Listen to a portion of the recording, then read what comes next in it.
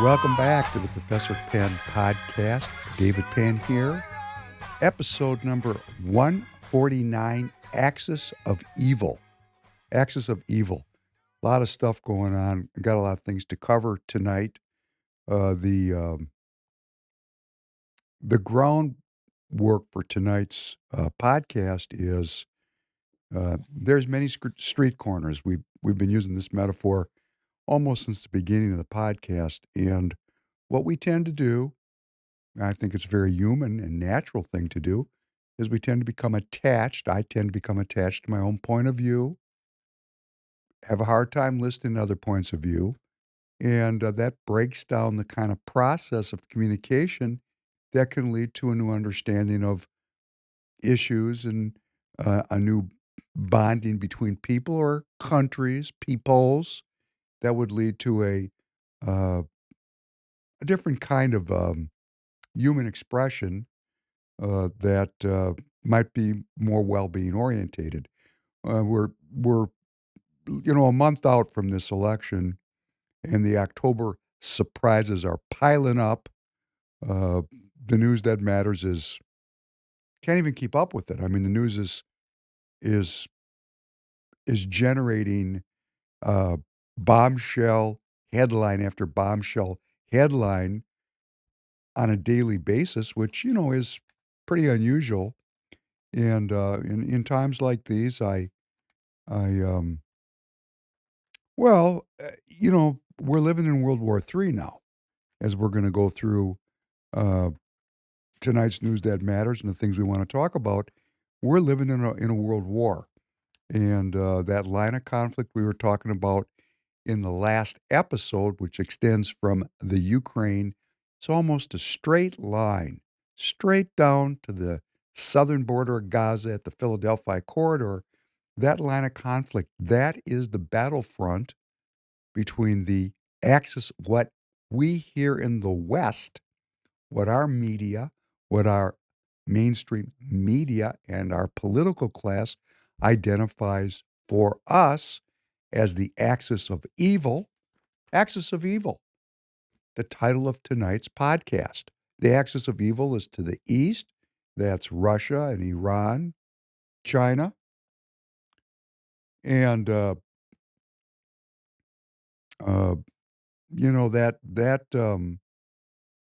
that axis of evil has a way of looking at us.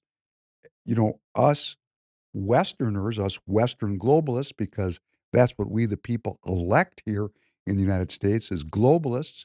We got, 535 people in the Congress. You might have a few nationalists sprinkled in there, but overall, these people are concerned with the globe, the world. That's why we're in a world war. If we were concerned about our country, just our country, like let's say the country of, mm, trying to think of a country that's not caught up in this mess. Well, there are some countries that are not playing the global game. I'm just trying to think of one. It's difficult to think of one. Good morning, Tanner. Good morning. I'm thinking about some African countries are not involved in this mess, Would right? would Australia? I don't hear Oh, no, Australia's name Australia's ever. in it. Australia is one of the Five Eyes. It's a former, well, it's still part of the Commonwealth. It's linked to the crown. I think the King of England is still in charge in Australia. They're at the cutting edge of being part of the globalist enterprise. I just never hear their name. That's why Well, more that's the so. forward firing base for the South China Sea. Yeah. You got the Australians, the Japanese, the South Koreans. Okay. They're the ring of fire in that China containment strategy. I guess when I say the axis of evil, we're going to play tonight Sergei Lavrov, who's the foreign minister of Russia, his address to the United Nations. And just as we played Benjamin Netanyahu in the last podcast, which I want to be very frank, was 36 minutes, it was hard for me to go all the way through it. I mean, I want to cut it up and give you clips just like you're going to see on CBS News, but I want to watch the whole thing. I want to get all the color. I don't want to miss a single sentence. because these leaders, world leaders, are addressing the United Nations, which means they're addressing we the people. And I want to know what they have to say.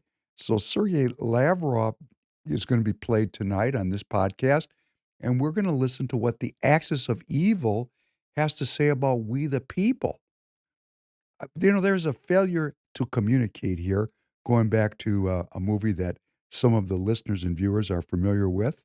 Maybe we'll play some of that movie, a great Paul Newman classic, A Failure to Communicate.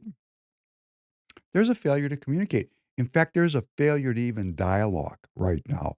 We're lacking in dialogue. We've reached the stage where the dialogue is being accomplished through the politics, as von Clausewitz says, has now shifted into the war mode, which is politics through other means. So we're in World War III. We're there. That line of conflict demarcates the battle line. It's the globalists versus the globalists, but we got two different. Well, I say they're all globalists. You know, if the outcome is worldwide tyranny, the abrogation of republicanism, the cessation of the protection of individual sovereignty, the imposition of a worldwide security state, the imposition of a worldwide um, new world order, these people are working together even if they're not working in concert. It's not a conspiracy. They just all are heading towards the same end game. And the end game is the collapse of fiat currency and the imposition of a new currency system and a new kind of governance system, which is going to lessen freedom, my freedom. And we're just sitting around watching this happen. Now, I have to say, I'm because I'm very well aware of what's going on from my own perspective, from my own street corner. My game is open. I mean, there is a silver lining in every dark cloud. These are dark clouds of world war. But you know what? Food tastes better. Air is more appreciated. Taking a hot shower, wow, that's a big deal. If I was smoking cigarettes, I'd say, let's smoke them if we got them. Because, if it gets out of control all the way, tough to get a cigarette. There's a lot of heightened sensitivity and awareness that comes with living in a war zone. And I was talking with a very good friend of mine. In fact, he just called me, couldn't pick up. Sorry, I was distracted. My good friend, Rob, who I work with in Target, who's running our warehouse system down in Texas, close to the ports, which are closed because of the strike. And, Rob is, he's pretty sure that it's all good here in the United States, that this war will not touch us here in the United States. And that may be true, but it might be false. There's a lot of things percolating now. We have a lot of people in this country. We don't know who they are. We don't know where they are. And we don't know what their alliances are. We don't know who they're working for. I mean, they're on the payroll of the U.S. government. I mean, you recognize, Tanner, that we have a lot of newcomers in the country that are getting stipends from the federal government. You're aware of that, correct? 100%, yeah. How do you feel about that? Pretty pissed. I don't know. I want to be open arms because I understand that there's some good people, but like Trump has said, there's bad people in that mix too. And I find it funny you bring that up because I saw a CNN fact check from the last VP debate, and they fact checked JD Vance's number of illegal immigrants that have come over. And I was sitting there going, well, how do they know if, to be fair, how does JD Vance even know? But how do CNN know how many are in the country illegally? The whole point of them being illegal is they aren't registered or registered. Well, actually, when they come across the border, many of them do make an appearance and request asylum, Okay. and they go into the court system and they get a court date. So let's say they enter in 2024. They might get a court date in 2033. The government has some idea, but then there's people that just come in We don't know anything about them. Okay, so the asylum people, that's interesting because I didn't know about that. But then would that number still be classified in the illegal immigrant number? Would that be asylums now? Who knows? Yeah. There's lies, damn lies, and statistics. Yeah. Here's what I know for sure. This is what I know for sure. In the house right next to mine, in the city of Minnetonka, in the very Pacific communist state of Minnesota, there's 20 people living in the house a stone's throw from my house. When I go up the block, a 5-minute walk, not 8-minute walk from my house, I walk by this house almost every day because I'm out exercising. There's 20 people living in the house. 20 people. Now, one group seems to be Hispanic. Those are the people living right next to me. We never see them. We just, when I get up in the morning or when I'm mowing my lawn, there's 20 cars parked at that house. They're all there. All the gangs are, but they never come out, never see them. They seem to be working. A lot of vans, step vans, like they're doing some kind of construction work. I don't have a problem with these people. They're not causing any trouble. Now, this other house, 7 minutes walking distance, those are Islamic people, and they're dressed in Islamic garb. And I don't have a problem with Islamic people, myself personally, except when I walk by, I think they look at me and they say, "Is that a Yehudi?" in their mind. And I look at them and they look at me and they give me that death glare, like they want to kill me. So every time I walk by there and they're sitting there smoking cigarettes in their lawn chairs, I'm ready to get down. And this gets into the benefits of living in a very dangerous environment. For me, it's a benefit for me. I'm upping my game. My life takes on more meaning. I'm paying more attention. Uh, I was listening. I listened. I mean, people are saying, well, get right with God. Okay, that makes perfect sense to me. I mean, boy, Royce likes to say on his podcast, where he used to say, don't die a jerk off. I don't think he's saying don't jerk off. He's saying don't die a jerk off. I know I have a lot of young men, according to my YouTube uh, demographics, a lot of young men watch this podcast. Yeah. So, and I'm sure a lot of young men watch Royce's podcast. A lot of young people watch Free People Radio, which is cool. We want young people. I got to tell you, I wish I was 35 or 30 years old or 25 like you. I was at one time. When I was Tanner's age, none of this was going on. We had a superpower competition with the Russians, and there was zero possibility of it spiraling out of control because the thing was a managed propaganda event. Now, this one is also managed and is a propaganda event, but we got actors in this thing that are unprecedented. Let me just give you a breakdown on this. When the United States and Russia were squared off, they were squared off through proxies, and we were coming out of the colonial period. So we were in the process of what was called decolonization.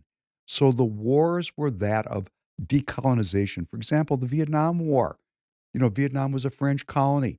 We're sorting out that mess. Korea was colonized by the Japanese, sorting out that mess. South Africa, Angola, Rwanda. I mean, these were colonial enterprise. Algeria. I mean, I could just keep going. All these places where there was conflict was an internal uprising of the people, that was seeking to overthrow some kind of tyrannical government, which was a vestige of the colonial period. And the two superpowers pick sides. They pick sides. They pick sides. This is a little different. This line of conflict, it's still got a element of the colonial period. For example, some would say Israel is a colonial enterprise. Iran, what does Iran, Russia, and China have in common? They were all colonized. So we've got this Western group and we've got this axis of evil. Of course, the axis of evil consider, our side to be the axis of evil. It depends on your street corner. But it's a little different. We're past the period of decolonization. This is a much more direct kind of conflict. It's very obvious. The Russians are engaged directly. Directly. Israel, the um, the space between Israel as an independent actor and the United States is getting very blurred. They're starting to look like a state of the United States. They seem to be responding to American foreign policy and the diktats of the American military establishment, political establishment, as if they are the executioner of U.S. foreign policy. You know, things are a little different than they were in the period of time when I was younger. This is a much more, it seems to me, dangerous moment. And before we get to the news that matters, there's some things I want to cover and talk about that are relative to, you know, this period of time and how it's affected me. Could you please play under number 2? Is that air you're breathing?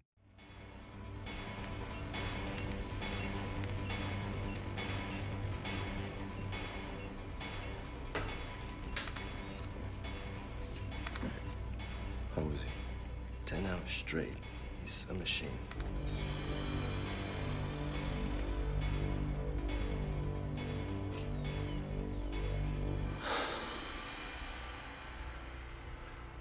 I know Kung Fu. Show me. This is a sparring program, similar to the programmed reality of the Matrix. It has the same basic rules, rules like gravity. What you must learn is that these rules are no different than the rules of a computer system. Some of them can be bent. Others can be broken. Understand? Then hit me, if you can.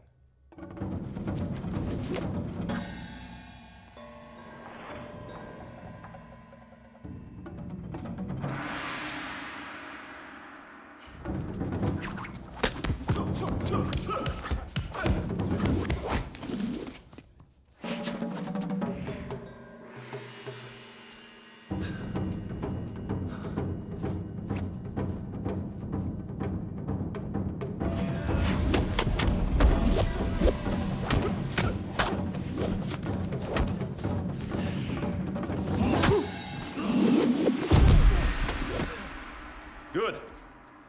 Adaptation, improvisation. But your weakness is not your technique.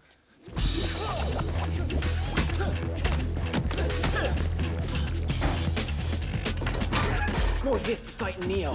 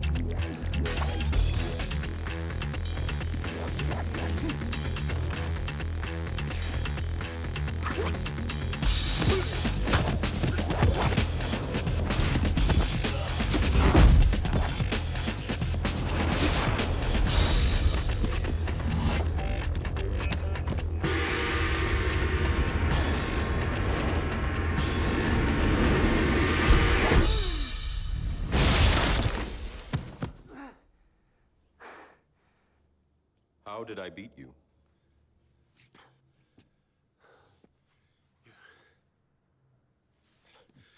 You're too fast. Do you believe that my being stronger or faster has anything to do with my muscles in this place? You think that's air you're breathing now?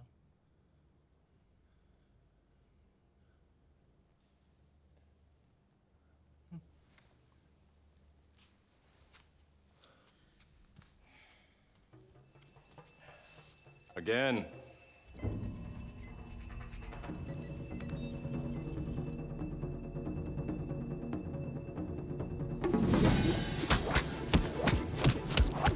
Jesus Christ, he's fast. Take a look at his neurokinetics. They're way above normal.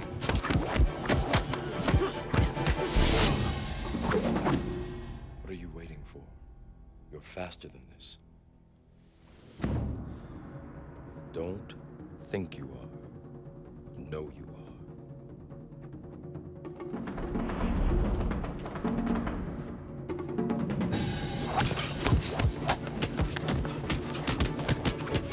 Come on, stop trying to hit me and hit me.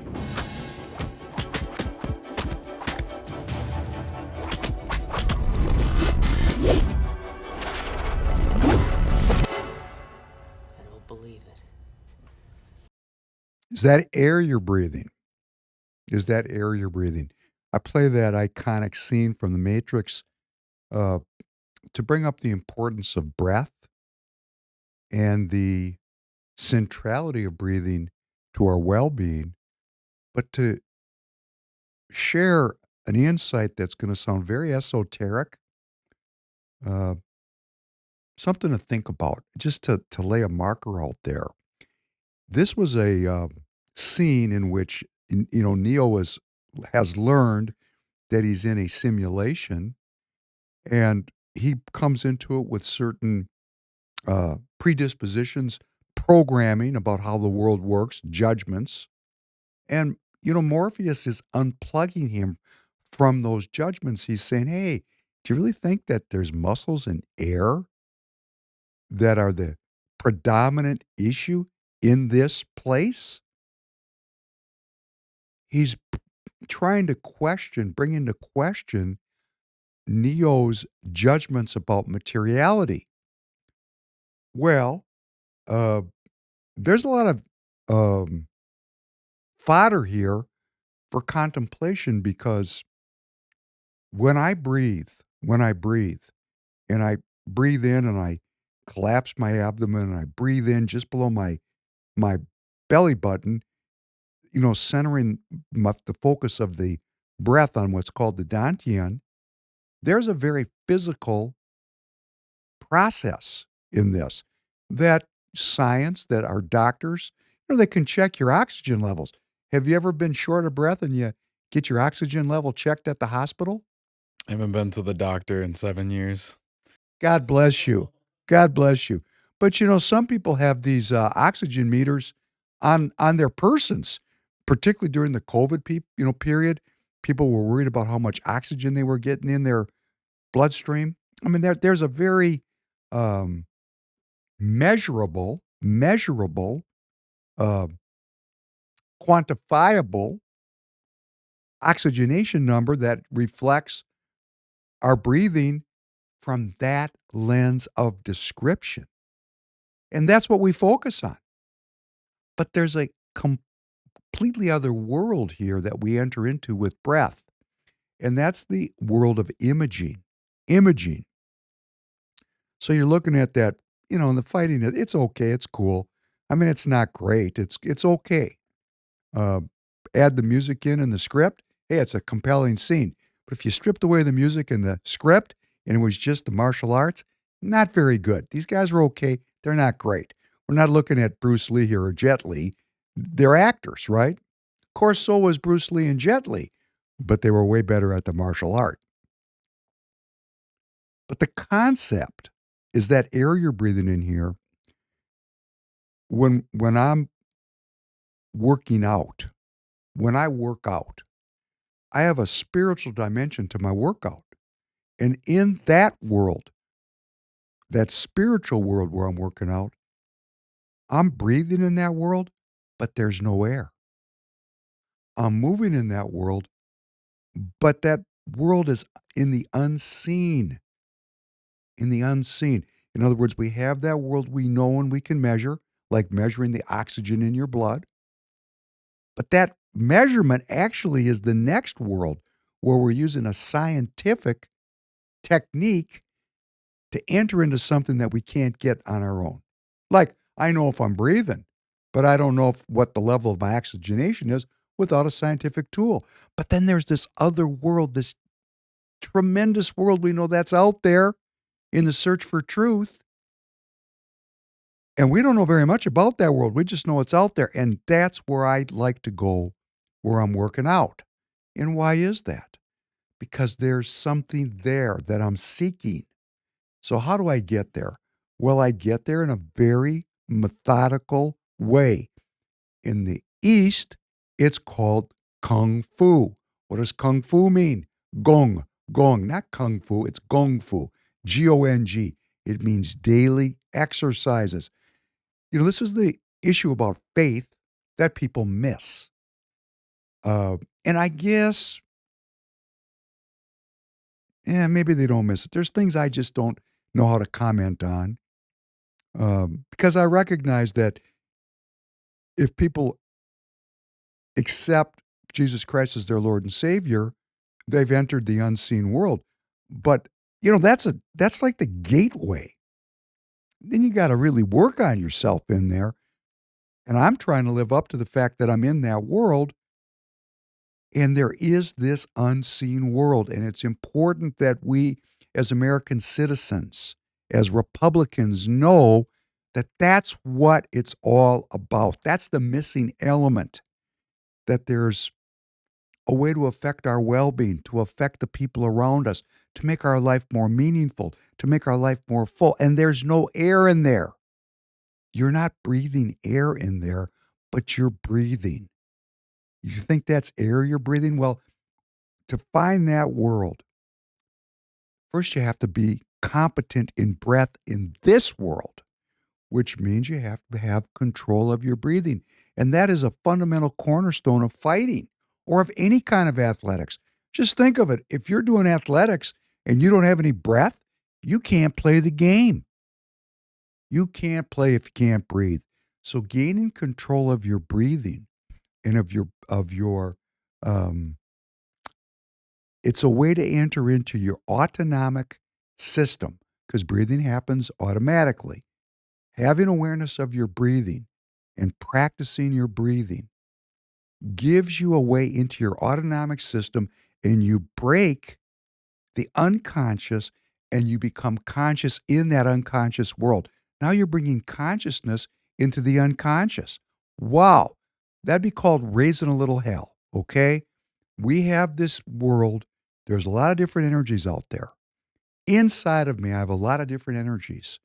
When I bring my conscious mind with my conscious intent to give over to a process of republicanism, of doing good, being good, living in a self-governing state, I'm expanding my self-governance when I enter into the autonomic. This is a very complex yet very simple process. Very complex in that if you don't practice every day, you're not going to get anywhere. So when people say to me, I don't believe in God, I go, okay, have you tried to believe in God? Yeah, I tried. What did you do? Well, I wanted to and it didn't work. Well, how long did you try? About 4 minutes, and God didn't appear to me. And you know what?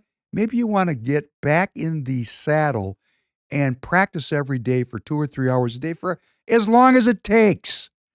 It's as long as it takes. And it's the opportunity here is, of course, is if we spread the concept of republicanism, which is based on the 5,700-year ancient tradition of monotheism, if we practice this republicanism and we practice it with very careful intent and we work on the physical first and then we use the concept of imaging, we close our eyes and we have an unseen world that we see ourselves in.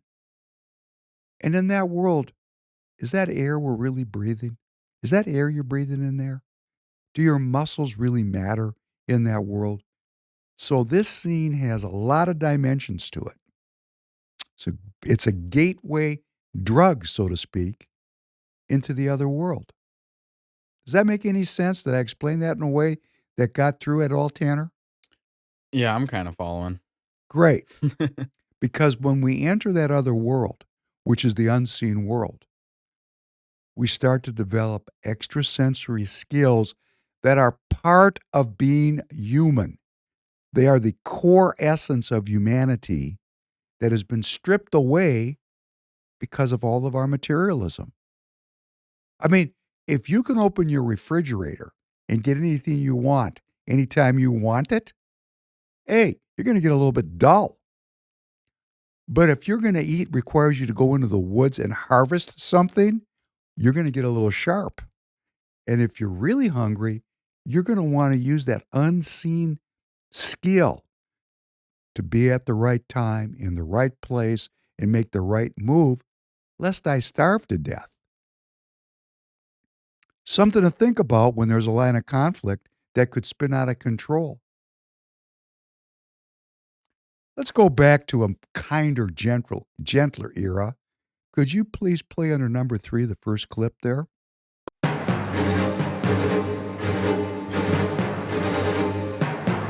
Picking out Jim Brown's greatest plays is a nearly impossible task.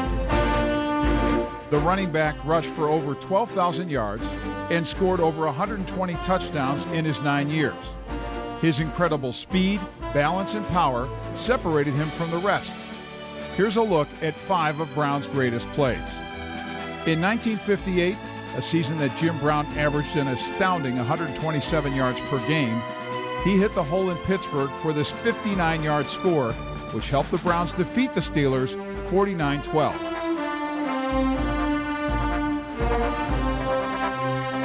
Later in the same season, Brown ran for this 58-yard score against the Giants, adding to his career-high 17-touchdown season.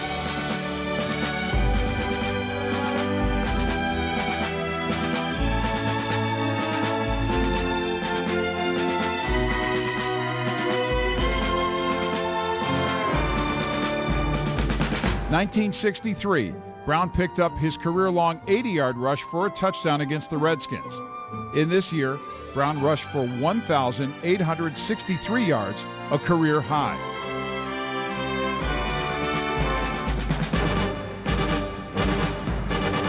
Not only did Brown collect his longest career rushing touchdown that day, he also grabbed his longest career receiving touchdown.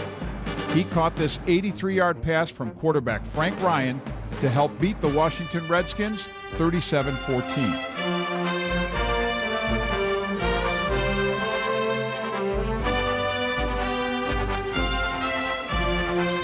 And for what is arguably Brown's greatest play, he caught this pass from quarterback Milt Plum in 1961 and ran 77 yards for a touchdown. Jim Brown coming to the 40, 45, 50. Jim Brown down the sideline. Jim Brown is going for the score. The reception was the longest for the season for the Browns and a perfect illustration of the power and finesse that Jim Brown brought to the game of football. I just wanted to share Jim Brown because for people of my cohort, this guy was badass. I mean, badass. And it came up in a previous podcast. I said, there was no celebrating in the end zone. This guy was running for 1,800 yards a year, averaged 127 yards a game. I mean, this is crazy, right? This is big time. And he'd score these touchdowns. There was no dancing. There was no celebrating. He'd just drop the ball and go right back over to the sidelines and go in again for the next series and score yet again. Jim Brown was his intent, his mastery of breath, his physical power, and his ability to envision a life, to create something completely novel, because he was not just a football player. Could you play the next short? Because it's a game, on one hand. It's a game. But on the other hand, it has tremendous effects upon the populace at large. So on one hand, you can play it as a game, and it's only a game. On the other hand, you must realize that it can be utilized to perpetuate hoaxes. And for example, if you teach kids, black kids in the ghetto, that just go to school and learn how to play ball, that means 1% of them might make pro ball. Okay, so it can be used for devious things. So it's I guess there's a saying in Grenada, if you don't use politics, politics will use you. So like I say, it is a game, but you better be very careful on how you approach it because it can affect the lives of a lot of people. Now, talking like this, when that film was made, this was novel. Jim Brown was one of the first critics or philosophers of sports, I would like to say. And of course, he was well qualified to do it because of who he was. He was an internationally known civil rights activist of the highest level. He had a film career after his football career ended And he made, I mean, he was not a great actor, but his mere presence made him a box office superstar. And at the time that he was making movies, which was in the 60s and early 70s into the mid 70s, there was real segregation in our country. And the great female actress of that time, there was a beautiful woman. Do you know the name Raquel Welch? No. Great. You see, down the memory hole it goes. Raquel Welch dominated the unseen imaging world of many a young man my age. And they had a thing going on in movies and personally. Raquel Welch, a white, beautiful woman, and Jim Brown, a black man. And that was a bombshell at that time, crossing a border that was preventing, you know, what the ministers called race mixing at the time. And he was just an incomparable force of nature. And he was involved in so many powerful events. And let me just play this next clip, the meeting in Miami. Guys, Miami's Super Bowl history has been well chronicled, but the city has also been the site of some important civil rights history, including a pivotal meeting between one of the NFL's most legendary players and 3 other iconic African-American figures. Here now, a look at one memorable night in Miami, one that continues to resonate over 5 decades later. Muhammad Ali was brave.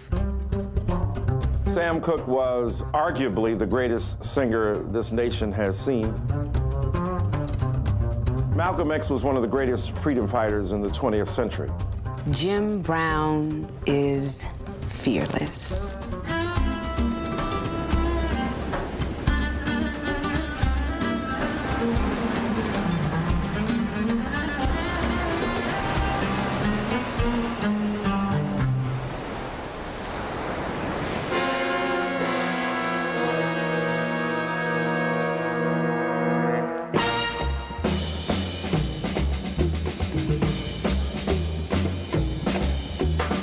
I'm looking forward to this whole situation. I'm testing my memories. To think that all these years, people are interested in what happened way back then. Hello, hello. Hello. Welcome to the historic Hampton House. So happy to have you. It's good to be Come here. and visit with us. February 25th, 1964 was a remarkable day. Cassius Marcellus Clay Jr.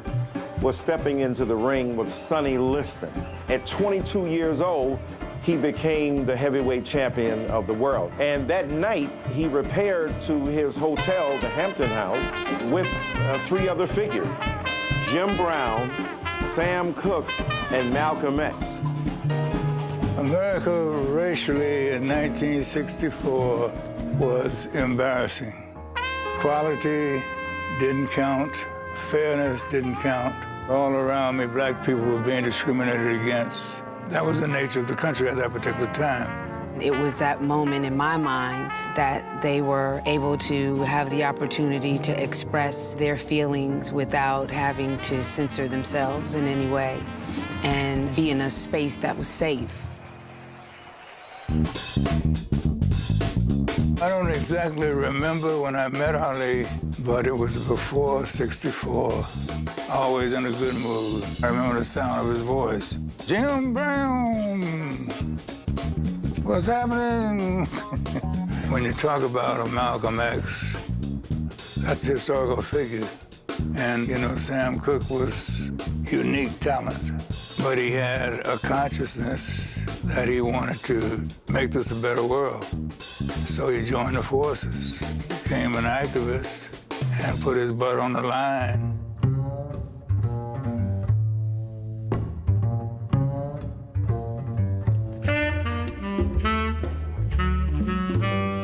Well, 38.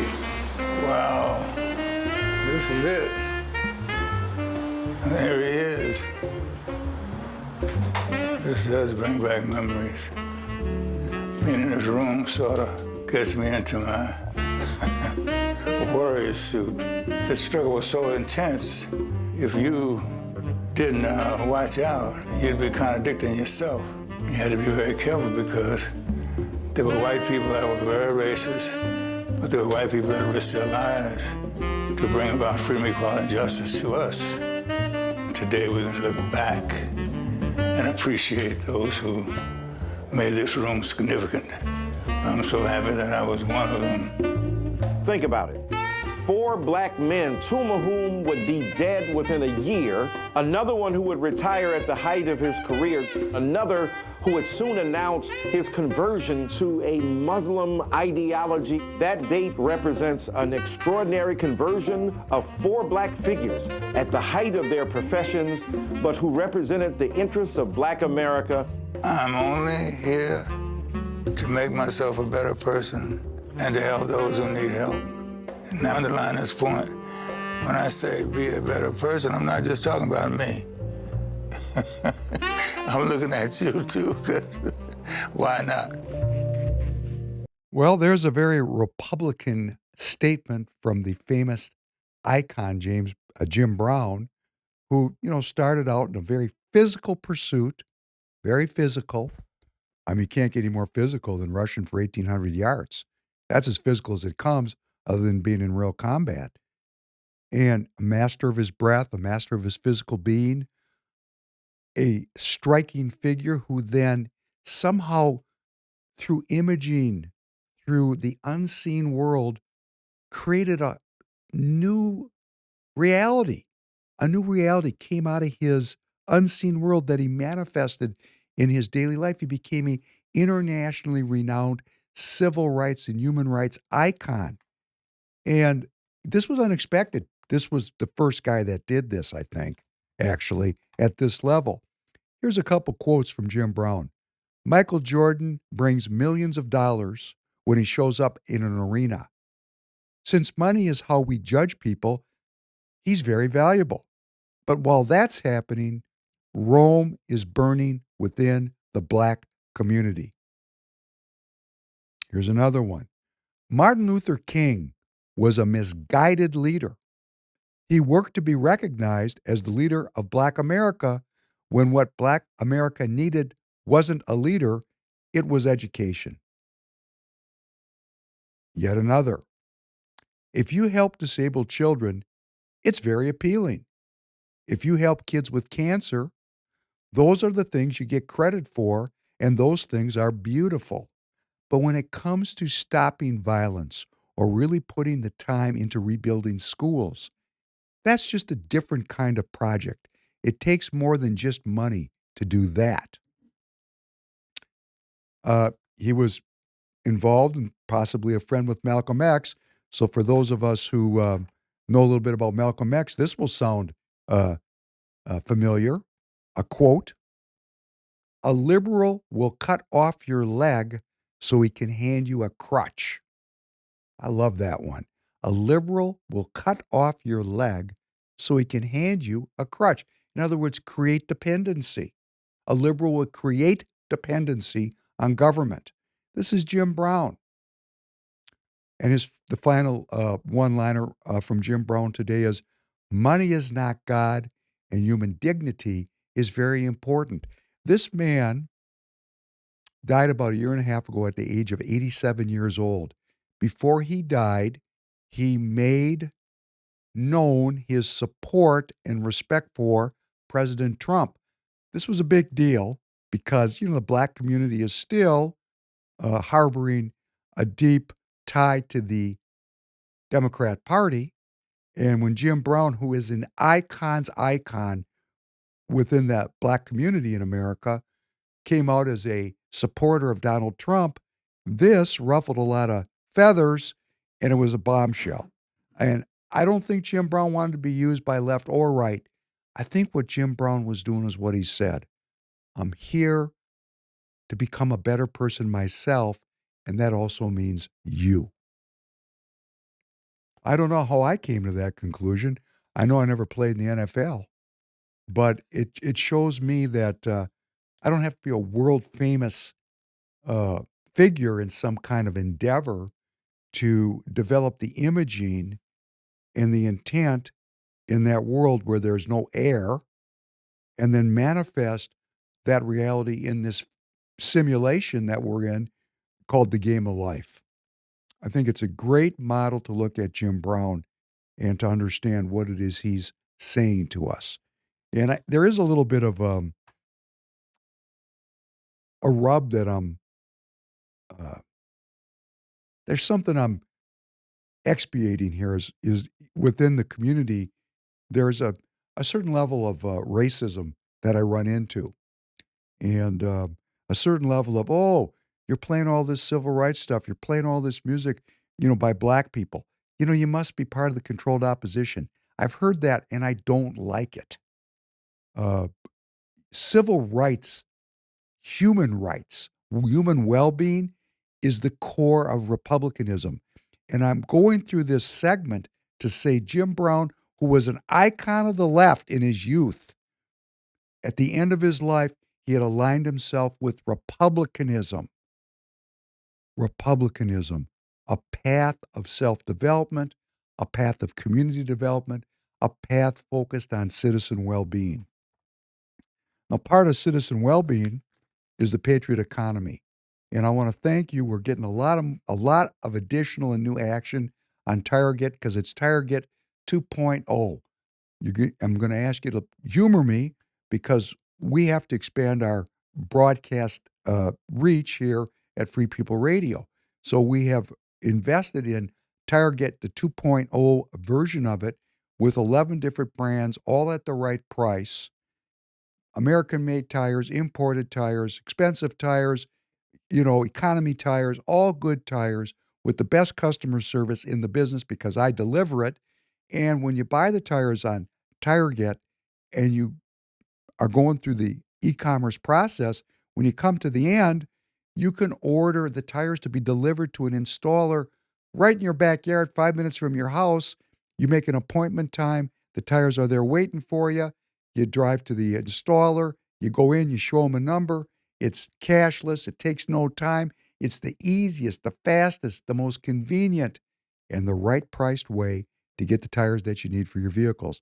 25% of the Free People Radio audience are buying tires every year, and we'd like every one of you to think of Free People Radio, the Professor Penn podcast. Please call me Crazy Hebrews, and please support us as we endeavor to expand this content.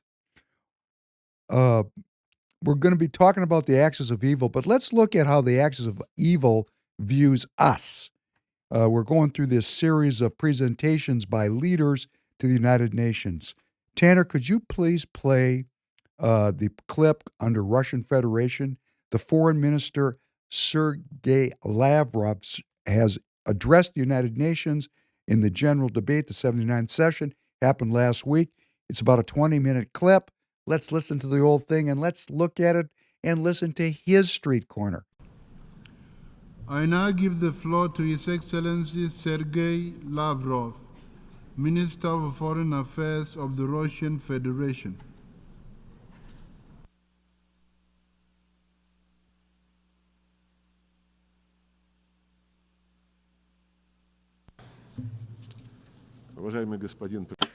Distinguished Mr. President, ladies and gentlemen, a few days ago, within this building, the forum entitled The Summit of the Future took place. Russia showed understanding to the Secretary General's idea to convene that summit, since the crisis of our organization is growing worse and something needs to be done about that. And we were involved honestly in the preparations for the summit, although quite frankly we didn't have any particular illusions about it.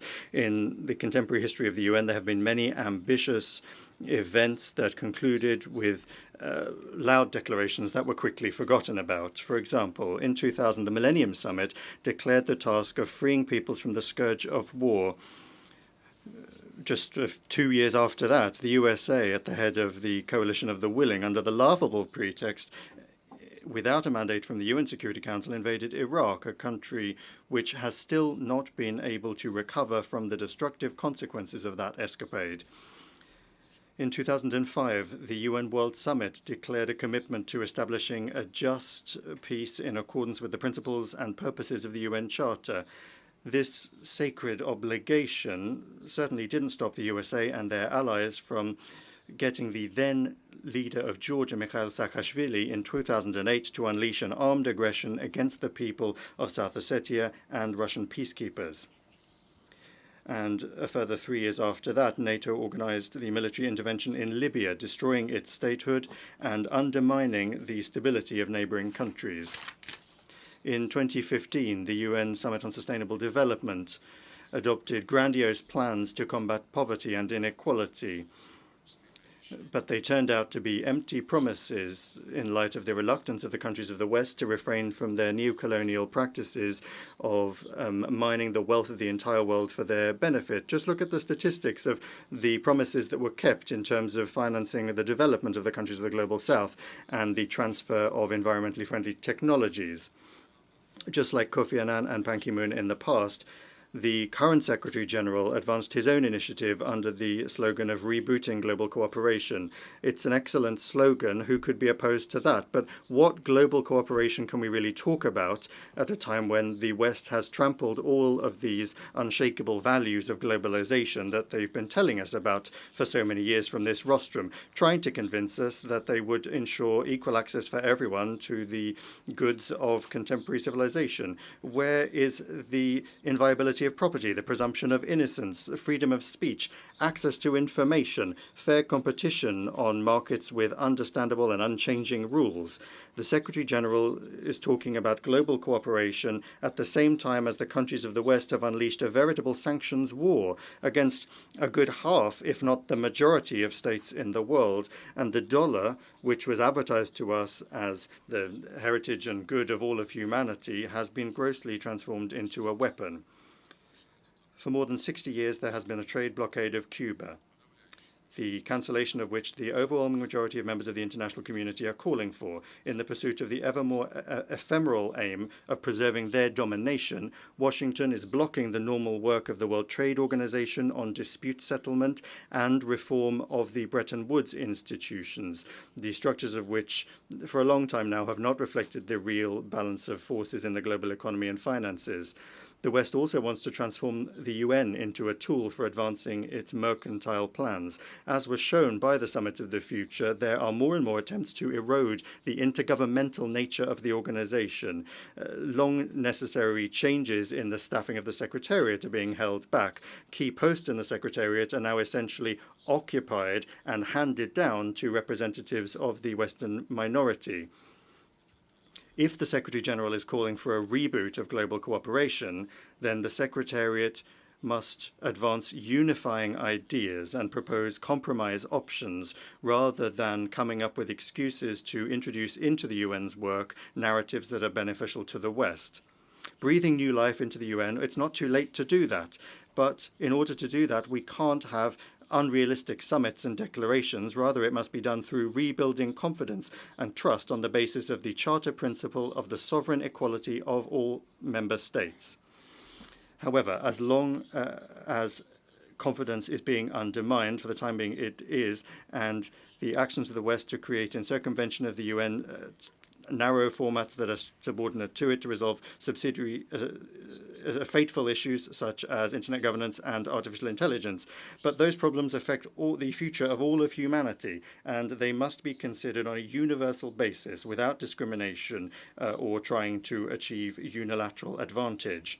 That is to say that there must be an honest negotiation involving all members of the UN, rather than the way that the so-called Pact of the Future was prepared for, without a single plenary round of negotiations that all countries would be involved in. But instead of that, the work was carried out under the control of Western manipulators. As a result, the pact, even before it was born, had already joined the pantheon of declarations that sound nice in English. Sad as it is, that is the fate of products of these world summits. However, things aren't any better when it comes to implementing Security Council resolutions, which are binding. The sabotage of decisions on the Kosovo settlement and the Dayton agreements on Bosnia and Herzegovina says a great deal. But the most glaring example continues to be spinning out over almost 80 years the consensus resolutions on the creation of an independent Palestinian state coexisting in peace and security with Israel. There can be no justification for acts of terrorism, which Israelis fell victim to on the 7th of October last year. But everyone who still has a sense of compassion is outraged by the fact that the October tragedy is being used for the mass collective punishment of the Palestinians in the form of an unprecedented humanitarian catastrophe. The killing of Palestinian civilians with American weapons must immediately be ended. It is important to ensure the delivery of humanitarian aid to the enclave, the reconstruction of infrastructure, and most importantly, it is important to guarantee the realization of the legitimate right of the Palestinians to self-determination and to allow them, not in words, but in deeds, as they say, on the ground, to create a contiguous and viable state within the 1967 borders with its capital in East Jerusalem.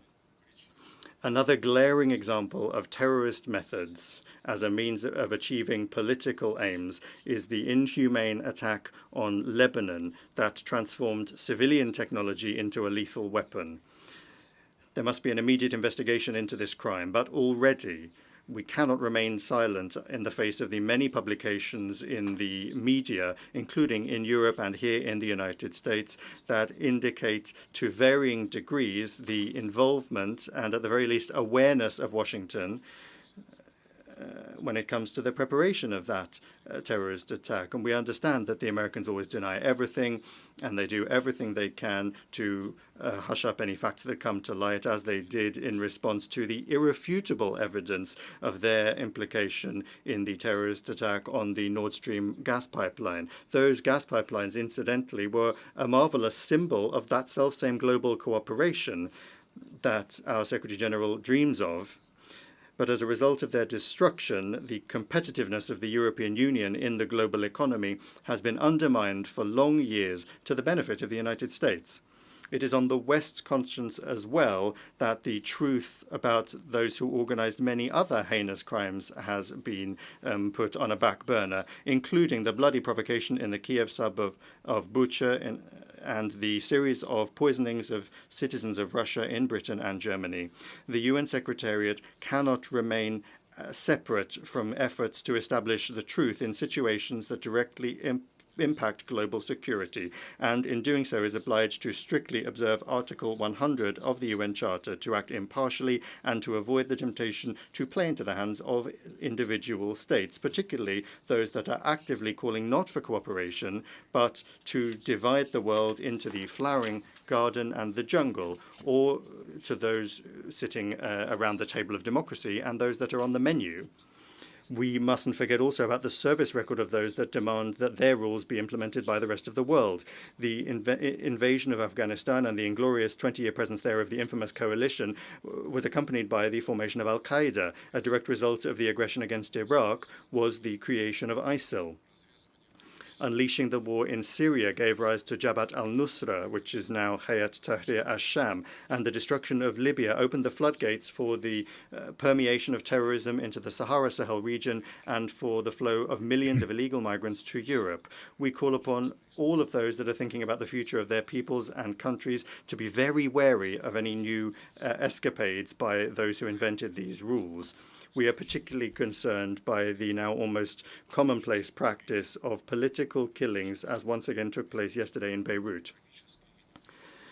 The tragic and unacceptable turn of events in the Arab-Israeli conflict in Yemen, in the Red Sea Basin, in the Gulf of Aden, Sudan, and other hotspots in Africa reflects an indisputable fact. Security can either be equal and indivisible for all, or it won't be for anyone.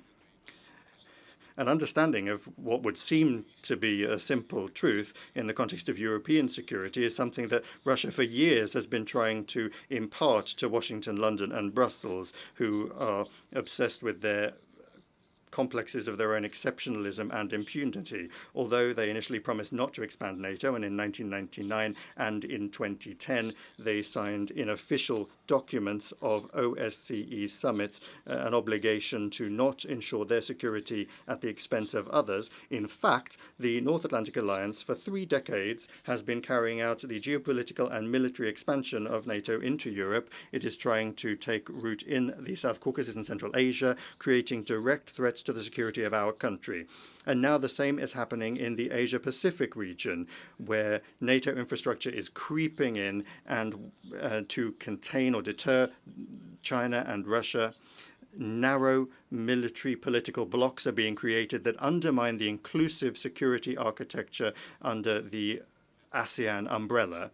And the West is not only not remembering about the global cooperation that our Secretary General is such a fan of, but openly in their doctrine documents, they are harshly accusing Russia, China, Belarus, the Democratic People's Republic of Korea, and Iran of creating threats to their domination. In respect of Russia, they have declared the aim of dealing it a strategic defeat, almost just like London and Washington planned in May 1945, with the development, even before the end of the Second World War, of an operation entitled Operation Unthinkable to destroy the USSR. Back then, this was kept top secret, but the current Anglo-Saxon strategists are not hiding their ideas. For now, they do, it's true, hope to defeat Russia using the illegitimate neo-Nazi Kiev regime, but they're already preparing Europe for it to also throw itself into this suicidal escapade. I'm not going to talk here about the senselessness and the danger of the very idea of trying to fight to victory with a nuclear power, which is what Russia is. Equally senseless are the Western backers of Kiev swearing that there is no alternative to negotiations based on the infamous peace formula. They are defending this doomed ultimatum by shamelessly invoking the UN Charter, demanding the territorial integrity of Ukraine be ensured. And I would like to recall, in particular, I'd like to remind the colleagues in the Secretariat that the Charter isn't just about territorial integrity. Charter 1 of the Charter declares the obligation to respect the principles of the equality and self-determination of peoples, and that served as the international legal basis for the process of decolonization, which incidentally still needs to be completed, however much the French, the British, and other former colonial countries may resist. In 1970, the General Assembly unanimously decided in its declaration that everyone must observe the territorial integrity of those states whose governments respect the right of peoples to self-determination, and on that basis provide the entire population living on that territory. And I underscore that this was a unanimous decision of the UN General Assembly following long years of difficult discussions. There's no need to prove that Ukrainian neo-Nazis, having seized power in Kiev as a result of the US and Allies-supported bloody coup d'etat in February 2014, didn't and are not still representing the Russian population of Crimea, Donbass, and Novorossiya. The Western leaders, doing anything they can to talk about human rights, are in a very telling way staying silent about these rights when it comes to the racist actions of their clients in Kiev. In the light of this forgetfulness, I'll remind you about another requirement, again in Article 1 of the UN Charter, the requirement to respect the rights and fundamental freedoms of any person regardless of race, sex, language, and religion. The rights of Russians and those that feel that they are part of Russian culture following the coup d'etat in Kiev have methodically been exterminated. The Russian language in Ukraine is banned by law in all areas, in education, the media, art, culture, and even in day-to-day life.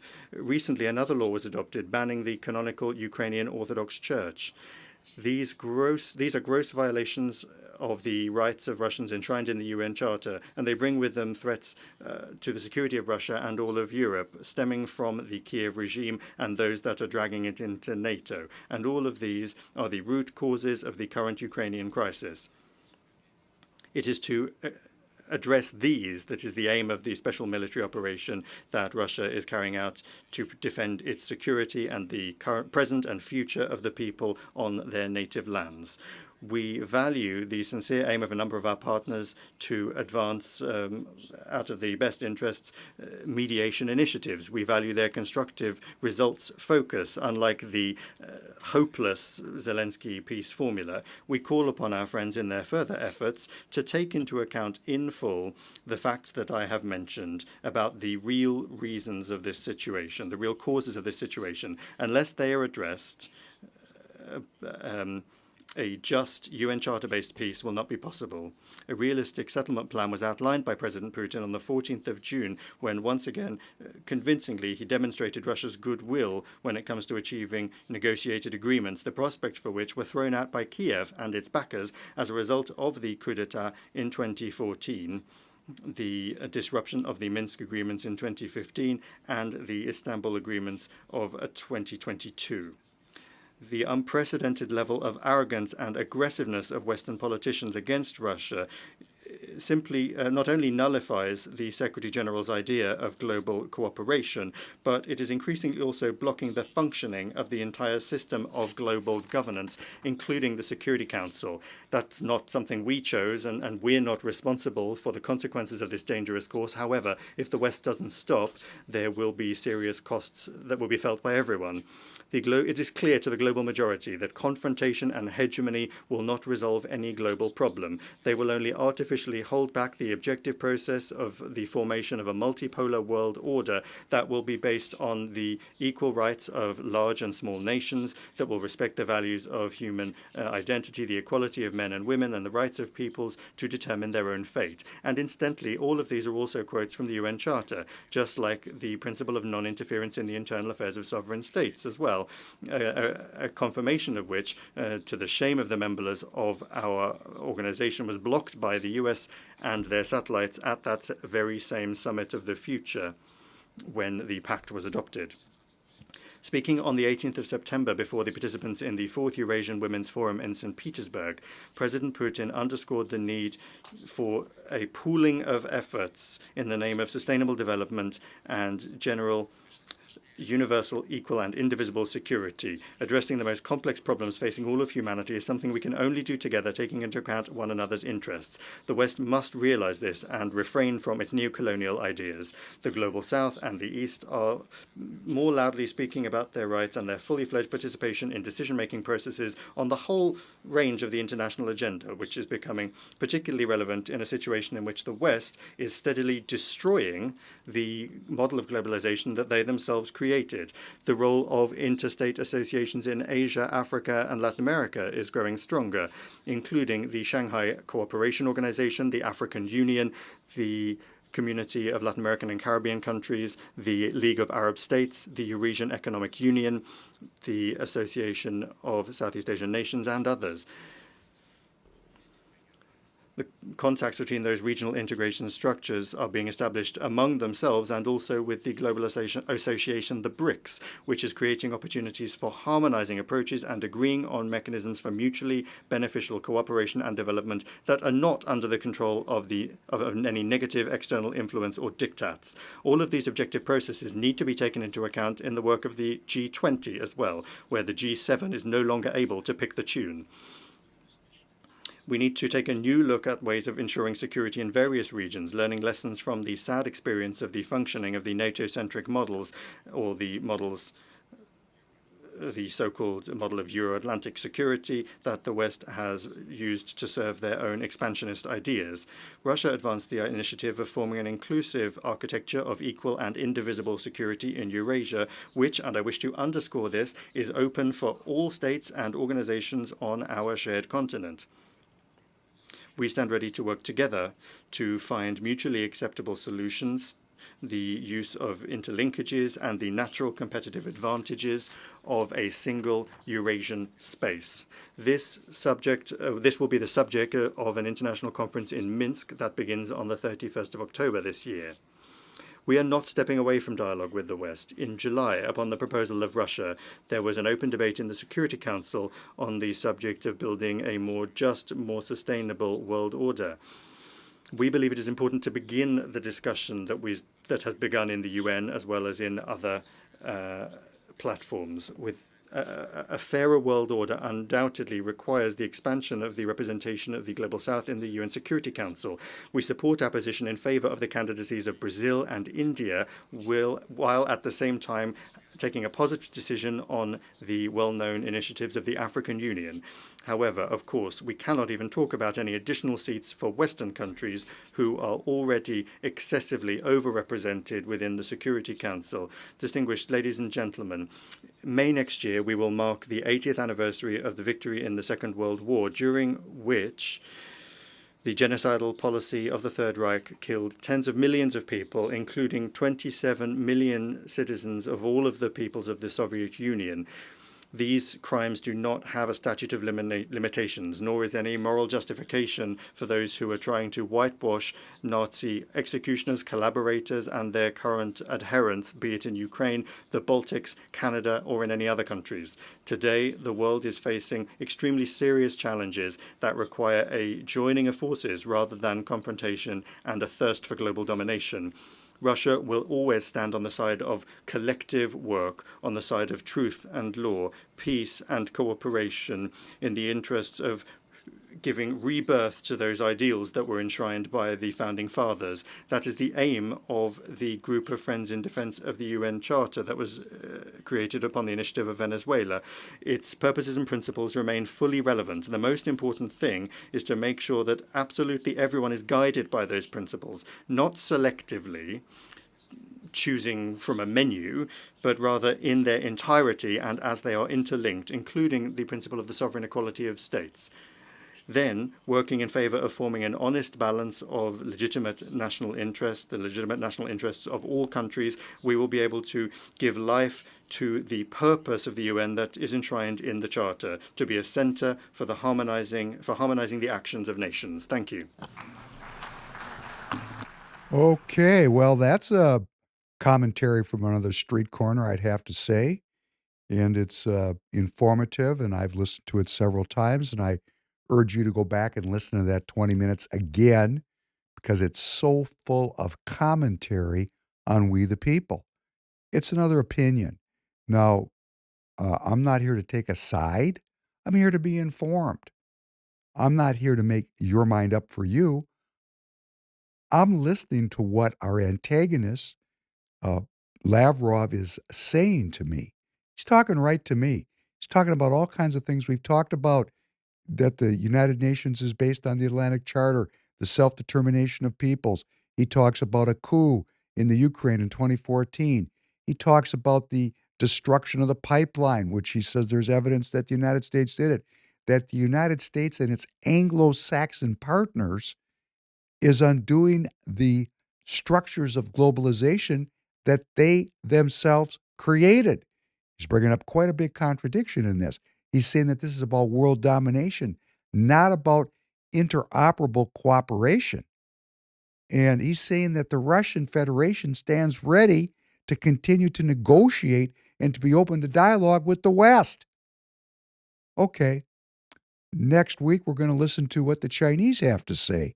This is the United Nations. This is where leaders go to lay the cards they want me to see. Doesn't mean it's the truth. Doesn't mean they're being square. But it does mean this is what they want me to see about their agenda and who they are. Okay. It's pretty good intelligence, wouldn't you say? And when we have the news of this nature, there's really only two roads to go here. Utter and total war, total Krieg, or cooperation, communication, and settlement. That's where we're at. We're at the crossroads. In fact, we're past the crossroads. The choice seems to be already have been made to go to a much broader war. In our last episode, Nasrallah must die.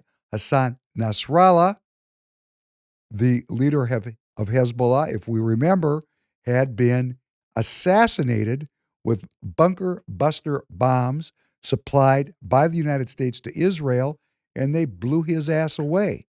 And they basically killed all the senior leadership of the Iranian army in South Lebanon, Hezbollah. And the Israelis were not done. They have entered South Lebanon in a ground invasion, assuring the United States, that's we the people, of a quote-unquote limited invasion, whatever that means. U.S. officials say that Israel has informed them that they are entering into a ground invasion of their neighbor to the north. They have begun the operation and are promising the U.S. that the invasion is limited. The details are scant because it just started, but there are films, a video coming out of the region. The fighting is very, very intense. And the intent would be, of course, to push Hezbollah off the northern Israel-Lebanon border so that the Israeli citizens that have had to evacuate the north could return to their homes. Or at least that's a very plausible story that's being told around the campfire of international negotiation. I speak a lot about the leaders of Iran. Yet at this pivotal moment, I want to address you, the people of Iran. I want to do so directly, without filters, without middlemen. Every day, you see a regime that subjugates you make fiery speeches about defending Lebanon, defending Gaza. Yet every day, that regime plunges our region deeper into darkness and deeper into war. Every day, their puppets are eliminated. Ask Mohammed Def. Ask Nasrallah. There is nowhere in the Middle East Israel cannot reach. There's nowhere we will not go to protect our people and protect our country. With every passing moment, the regime is bringing you, the noble Persian people, closer to the abyss. The vast majority of Iranians know their regime doesn't care a whit about them. If it did care, if it cared about you, it would stop wasting billions of dollars on futile wars across the Middle East. It would start improving your lives. Imagine if all the vast money the regime wasted on nuclear weapons and foreign wars were invested in your children's education and improving your health care, in building your nation's infrastructure, water, sewage, all the other things that you need. Imagine that. But you know one simple thing. Iran's tyrants don't care about your future, but you do. When Iran is finally free, and that moment will come a lot sooner than people think, everything will be different. Our two ancient peoples, the Jewish people and the Persian people, will finally be at peace. Our two countries, Israel and Iran, will be at peace. When that day comes, the terror network that the regime built in 5 continents will be bankrupt, dismantled. Iran will thrive as never before. Global investment, massive tourism, brilliant technological innovation based on the tremendous talents that exist inside Iran. Doesn't that sound better than endless poverty, repression, and war? From Qom to Isfahan, from Shiraz to Tabriz, there are tens of millions of good and decent people with thousands of years of history behind them and a brilliant future ahead of them. Don't let a small group of fanatic theocrats crush your hopes and your dreams. You deserve better. Your children deserve better. The entire world deserves better. I know you don't support the rapists and murderers of Hamas and Hezbollah, but your leaders do. You deserve more. The people of Iran should know Israel stands with you. May we together know a future of prosperity and peace. Direct communication between Prime Minister Netanyahu and the Persian people, a direct appeal for regime change. The Persian proxy armies, which is Hamas, the Houthis, and Hezbollah, Israel's been very systematically destroying their leadership through what Lavrov called political assassination. And they keep pushing the Iranians and pushing the Iranians. And of course, with the killing of Nasrallah, that was the final straw. The Iranians fired back. They launched, as you probably know, almost 200 ballistic missiles at Israel a couple nights ago. And very hard to tell what happened. I mean, I'm not there. The official press releases coming out of the Israeli government is there was very little damage and one Palestinian was killed. Yet when we look on X, there's video after video of dozens of what were identified as hypersonic missiles slamming into Israel, allegedly destroying an Israeli military base. We don't know. I don't know. I'm not there. It seems like there was more damage than was reported, but we're now living in the Third World War where artificial intelligence can generate images and stories that go on X and go on to these news sources. I cannot tell. I mean, I kind of can tell, but I don't want to kid myself and think I can really tell because we don't know how fast this AI is increasing in capability and capacity. I mean, we could be looking at a world that doesn't exist and then take it to be the truth and make decisions based on propaganda. And that's what propaganda, espionage, and spying has always been about, is about, creating false realities for the enemy. I can't tell what's going on. But what do I know for sure? There's a tit for tat escalation. So Israel does something, Iran does. If you remember, last April, Iran launched hundreds of rockets and drones at Israel. Most allegedly were shot down at that time. The United States, Saudi Arabia, Jordan, France, the UAE, these countries have an interoperable air defense. They shot down most of these projectiles. Now, again, here this week, the couple hundred missiles. Again, these countries were involved in an interoperable air defense.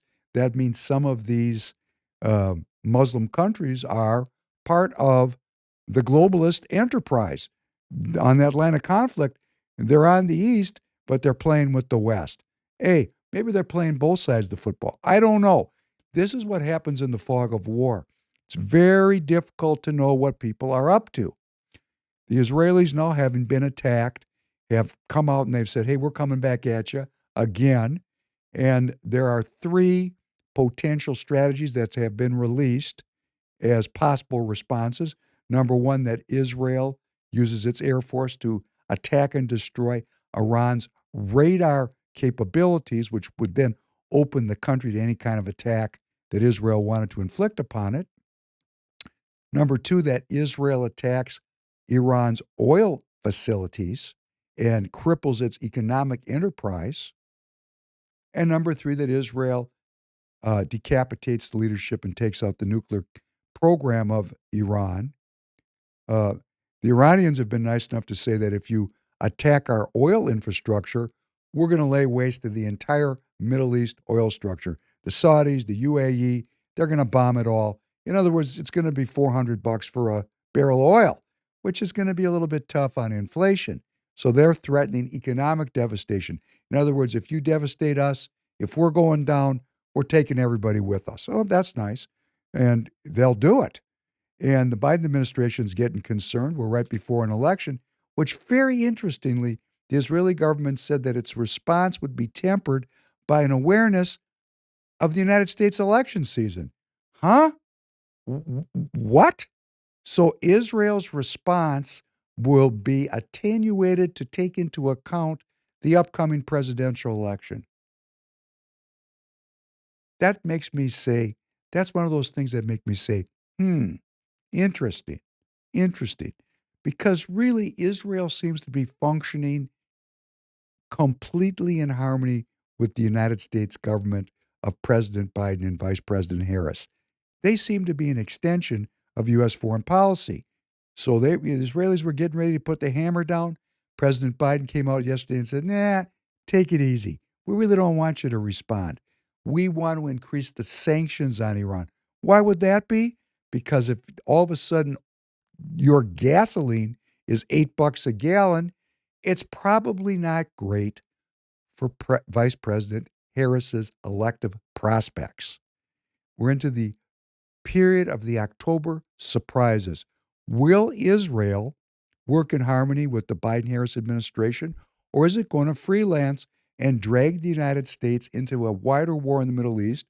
Because, of course, when push comes to shove, Israel needs the United States, that's we the people, to help them fight this war. And if they go first, a little bit like the movie Dr. Strangelove, if they go first, we're getting dragged into the quagmire. Now, just to let you know how out of control this is, If you look at that line of conflict, and hearkening back to some previous podcasts, the Russian government has been involved in Syria as a military partner since 1946, when Stalin signed the first military cooperation agreement with the Syrian government. The Russians have two monster-sized air bases in Syria, and they have access to the Mediterranean with a naval base in Syria. The Russians are in Syria. A lot of this conflict is about the Russians in Syria. The Syrians and many of the hardline anti-colonialists in the Muslim world want to expel the West and Israel from what they view as the colonization of the Islamic lands. And the Russians are participating in that. As you could hear, Foreign Minister Lavrov said that the process of decolonization was not complete and that the governments of France and Britain and the United States were resisting the final stages of decolonization. Isn't that interesting? So yesterday night, which I thought was a bombshell, the Israelis attacked one of the Russian air bases, and there is video, could be fake video, don't know, but it looks like they did tremendous damage to this Russian air base, which include a military warehousing system where the Russians were supplying weapons to Hezbollah. And the Israelis said, oh, we're going to blow this up. So now Israel is functioning as part of the United States, attacking the Russians in Syria, just as the Ukraine is functioning as part of the United States, attacking the Russians in the eastern Ukraine.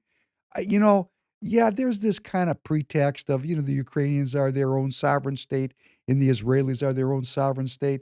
They're proxies in a proxy war, but they're not a proxy in a proxy war like South Korea fighting North Korea or South Vietnam fighting North Vietnam. No, these proxies are attacking a nuclear power directly. And as Lavrov said, what a folly it is to attack a nuclear-armed state. Because at the end of the, script, if it doesn't come out the way the Russians want it to, you know what? Just the way the Iranians said they're going to blow up all the oil resources in the Middle East, the Russians are not going to go down and just say, hey, we're going to fall on our sword for the goodness of mankind. They can't conceive of a world without a Russian state. So if they're going down, they're taking everybody along with them. In the meantime, many of the Jewish people around the world, because this is the season of the Jewish high holidays, view the attack of some 190 ballistic missiles with what's being fenced as very minimal damage as actually the intervention of God into this conflict, protecting the Jewish people, no different than when God parted the Red Sea for Moses and the Israelites when they were escaping the Egyptians after the exodus out of Israel and the liberation from bondage, or the exodus from Egypt, excuse me. So there's a eschatological, a supernatural, envisioning here in this conflict, which of course adds fuel to the fire because now we're bringing the unseen world into a very materialistic war. Here we are. It's October 3rd, Thursday. It's the 3rd, right? I won't see you until next week. Something's going to happen. And Israel's planning this attack. This attack will take place. We're coming to the end of the fiscal year for the United States government.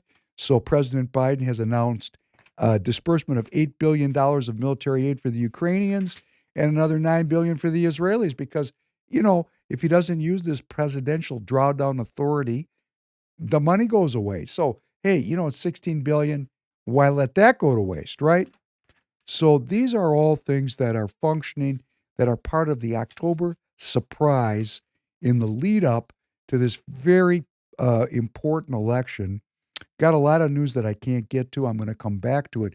A lot of very potent economic news going on that is all tied into this conflict, because the conflict, while it appears to be very military at the physical level, it's actually a currency war.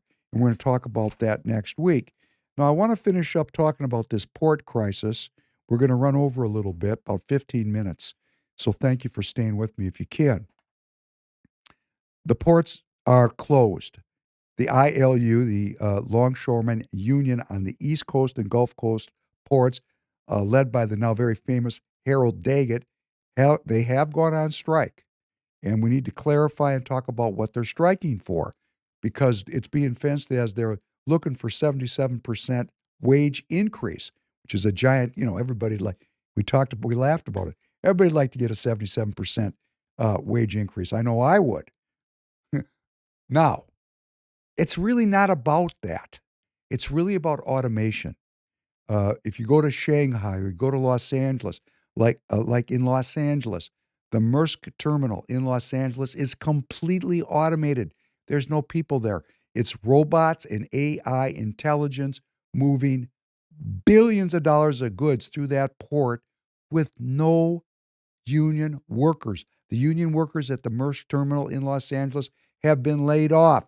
I think about 800 of them. And in China, they're all laid off. I mean, those ports are completely automated. The efficiencies are mind-boggling. And this Harold Daggett is trying to fight the automation, which would put his people out of work. So his primary goal is actually just to maintain the employment of these American citizens. And I'm sympathetic to this.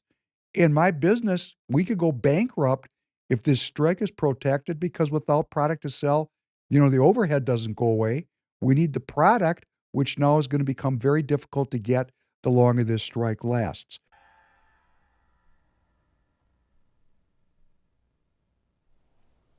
This is the construct. It's our loading program. We can load anything from clothing to equipment, weapons, training simulations, anything we need. Right now, we're inside a computer program? Is it really so hard to believe? Your clothes are different, the plugs in your arms and head are gone. Your hair has changed. Your appearance now is what we call residual self-image. It is the mental projection of your digital self. This isn't real. What is real? How do you define real? If you're talking about what you can feel, what you can smell, what you can taste and see, then real is simply electrical signals interpreted by your brain. This is the world that you know. The world as it was at the end of the 20th century. It exists now only as part of a neural interactive simulation that we call the Matrix. You've been living in a dream world, Neo. This is the world as it exists today.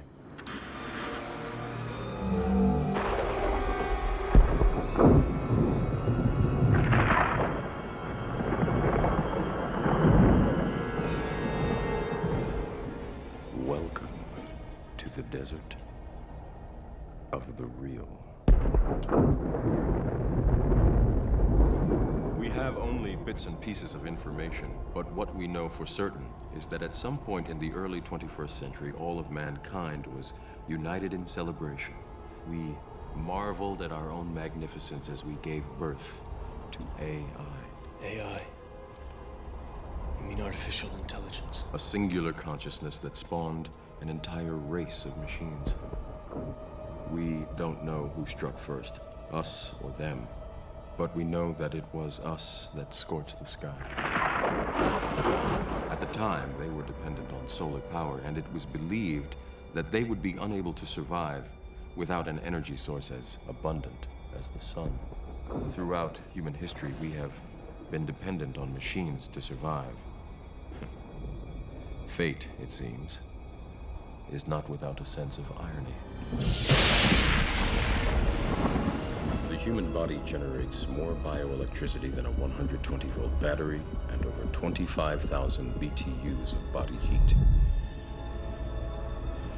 Combined with a form of fusion, the machines had found all the energy they would ever need. There are fields, endless fields, where human beings are no longer born. We are grown.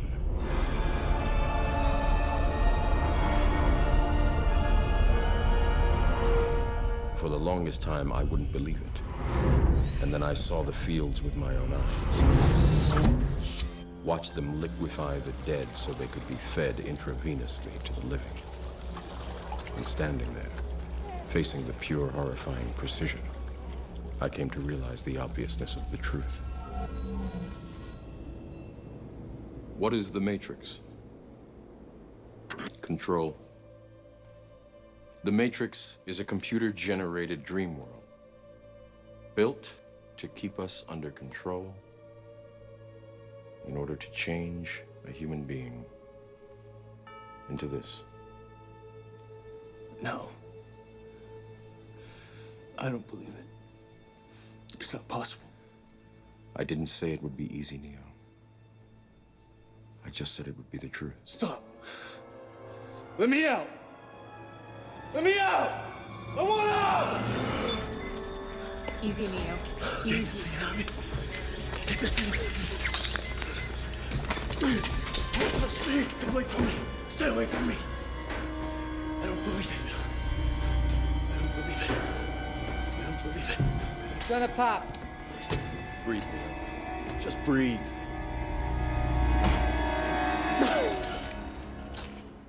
Just breathe, Neil. In that physical realm, and then in that digital realm, which was the mental projection of his digital self, that unseen world, there was information to be found there. And what was the information that Morpheus was sharing? That the British business model of slavery, drugs, and piracy were using machines and AI and cell phones, computers to create a generated world to keep us pacified so we would become under control and we would become mere consumers, giving up our unalienable rights of life, the pursuit of life, liberty, the pursuit of happiness, giving up those unalienable rights granted by a creator. We'd give those up in exchange for participation in that generated world where we just become mere consumers of medical technology, food, some things, from birth to death, and then the dead are liquefied and fed to the still living. And it has a kind of poetry which speaks to this port strike where this man, Harold Daggett, who's being widely disparaged, and there are reasons to disparage him. I get it. I mean, the audience, of all the people that are participating in this, I'm the most at risk from this. I mean, you might go down to the grocery store and something might not be there for you to buy. It's going to put a lot of businesses out of business if this thing protracts. This is a very serious event. But the man is saying something, and I think he means it. He's saying, what are these machines? These machines are being implemented in our society at the expense of humans. The machines are being implemented for profit at the expense of individual citizens. Let's listen to him and let him say it in his own words. I think in his own way, he's quite eloquent. I find it fascinating. I believe you said you joined in 1967. Yes. You must have an incredibly unique perspective on how the industry changed in those years. You came on before containerization, and you were a young guy and in the family of this industry. How, if you could do a 50,000-foot view of how you've seen it change, what is it to you? I can tell you it changed a lot.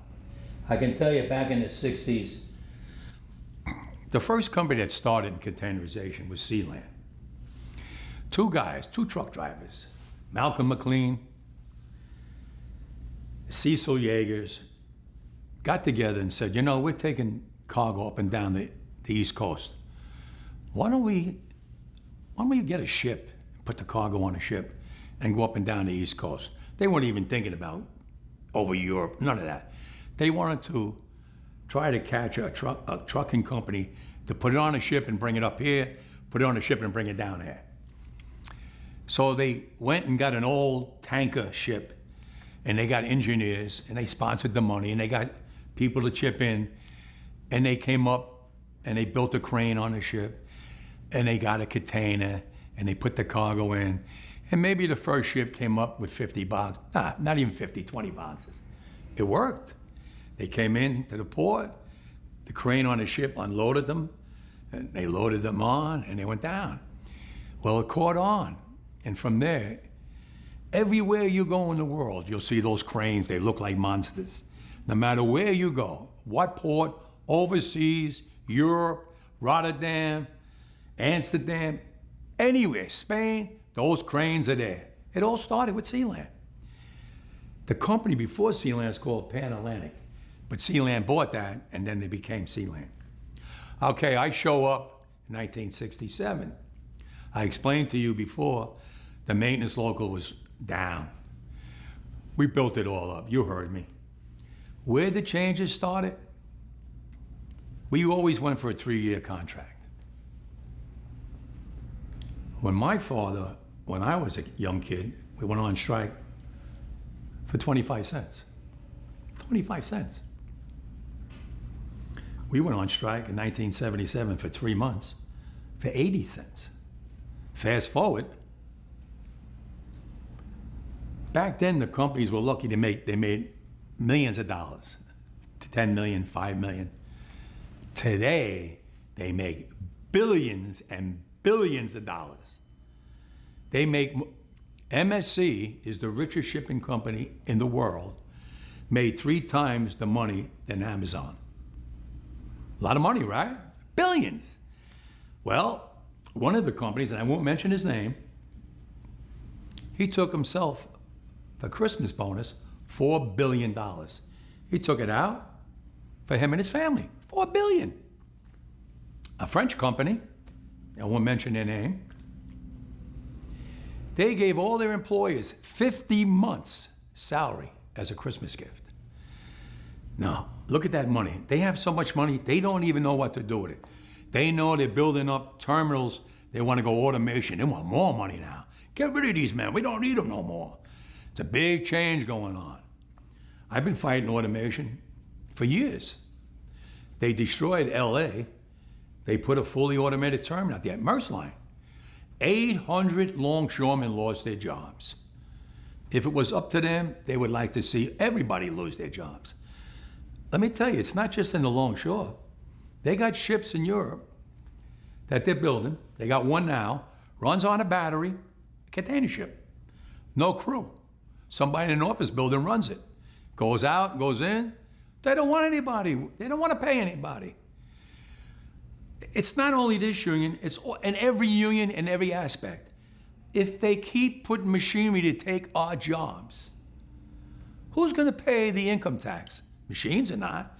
Who's going to pay for the military, the roads? Everything runs by taxes. Take Easy Pass. The first time they come out with Easy Pass, 1 lane, and cars were going through and everybody's sitting in their car and go, what's that all about? Well, I'm going to get one of them. Today, all those union jobs are gone, and it's all Easy Pass. People don't realize it. Everybody's got 3 cars, everybody got an Easy Pass on the window. And they go through like it's nothing, and they get billed in the mail. They didn't care about that union worker working in the booth. You go in a store today, it's self-checking. They don't need anybody to check out no more. Someone has to get into Congress and say, whoa, time out. This world is going too fast for us. Machines got to stop. Yes, we're getting smart kids out of MIT and all these places. Yeah, they're all brilliant. But what good is it if you're going to put people out of work? Who's going to support their families? Machines? Machines don't have families. You got to draw the line. These companies that work in the maritime business come from overseas. Not one of them belongs to America. They want to come into America and build fully automated terminals and get rid of American jobs. Good paying jobs that support families with medical, pensions, annuities, and pay taxes. They want to get rid of them. Where's the President of the United States? He's not fighting for us. He told in LA, he told the union, hurry up and get a contract. That's the mentality they have. They don't even know what the hell they're doing today. Well, I know what I'm doing. I'm going to save everybody's job when it comes to the ILA and to all the unions around the world, because we're going to fight it with that alliance.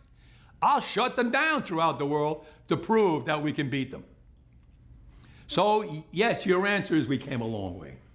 We came along so advanced that technology is mind-boggling. We never had cameras on the piers. They got a camera in every pole. They got cameras they want to put in the trucks to watch the driver driving. What is this, Big Brother? I'm against all that. I'm against that. A man can't even breathe without a camera looking at him. That's not right. Thank you. Thank you very much. Well, we had a lot of different street corners tonight. Tanner was commenting during the Daggett segment that the guy was wearing a $100,000 watch, a Cartier bracelet. Cartier, right? I was saying his whole getup was over $100K, definitely, because that watch alone is $50,000. There you go. I don't even recognize it. I don't know. Good for you. I worked at a jewelry store, so I know exactly what these jewelry are. So, there's a lot of different street corners here, and there's a lot of truth mixed in with a lot of BS everywhere. I present this to you in the hopes that it will broaden perspectives, lead to dialogue, create new insight so we can work our way through successfully this very troubling and challenging moment in human history. I wish you a good night. I wish you a good well-being weekend. God willing, I look forward to seeing you next Tuesday. Thank you very much for joining. And as part of my ongoing efforts to play the music I love, because I might not get to hear it again, we're going to have a 10-minute outtake with the Bach double violin concerto, the very gorgeous and beautiful second movement with two great, famous violinists, Oistrakh and Menuhin. If you can stay around and listen to it, I hope you enjoy it. I think it's beautiful. Have a great night. Have a good night, everybody.